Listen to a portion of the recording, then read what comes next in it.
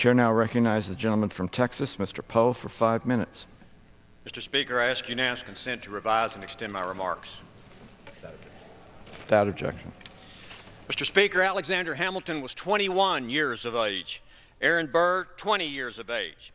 James Monroe, 18. James Madison, 25 years old. These young founding fathers, some of America's most notable names, were college age when they stood against an imposing British monarch and demanded life, liberty, and the pursuit of happiness. In fact, the right to freedom of speech was considered so important that James Madison, the author of the Constitution, made it the first amendment in the Bill of Rights. However, it seems today that some of America's youngest minds of this generation have forgotten just what it is this great nation stands for and what ideals it was built on.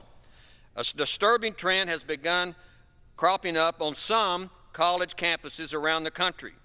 The ideals that our founding fathers so painstakingly penned to life are at risk of disappearing from the sacred parchment of liberty. Freedom of speech is under attack. The left has perpetrated the idea that freedom of speech only applies to them, but not to opposing views. Free speech for me, but not for thee. Conservative thinkers are often banned from some universities. If they're invited, students are allowed to disrupt the events. Mr. Speaker, since when does a war of words include physical violence against anyone who disagrees? Some universities and students claim if speech is offensive, it must be banned. And who are we going to let to decide what is offensive or hurtful? The listener, the elite academia, the government?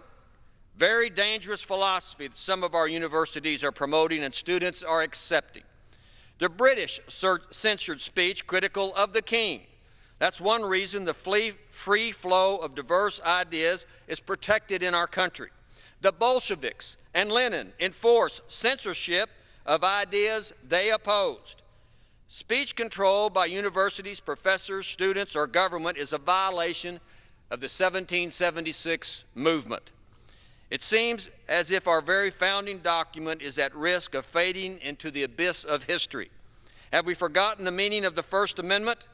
The First Amendment protects all forms of speech, even those we don't personally agree with. If our American public square or universities become a place where only ideas that the speech police allow, we've lost our way and have become nothing more than an echo chamber.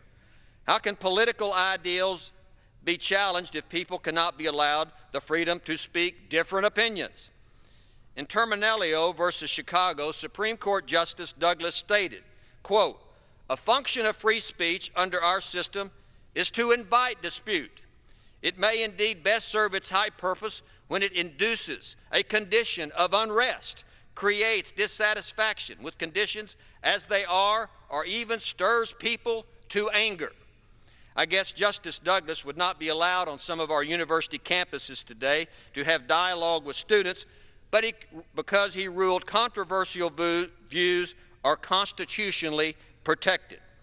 We must remember that fact and reject the tendency to bruise the First Amendment by stamping out speech that is controversial.